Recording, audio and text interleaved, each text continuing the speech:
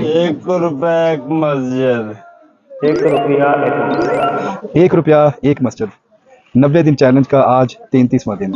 ₹1 एक मस्जिद। ₹1 एक मस्जिद।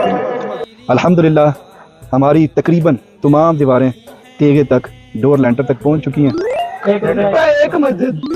आपको मेरे पीछे नज़र आ रहा होगा कि अभी भी मिस्त्री यहाँ पर काम कर रहे हैं और वो जो डोर लेंटर है उसमें कंक्रीट डाल रहे हैं। इंशाअल्लाह ताला आप देखेंगे कुछ ही दिनों में ये तमाम दीवारें जो हमारी सेकंड स्लैब है, फर्स्ट फ्लोर की स्लैब, वहाँ तक पहुँच जाएंगी और इंशाअल्लाह उसके बाद शटरिंग होगी और फिर इस स्लैब का भी काम हो जाएगा।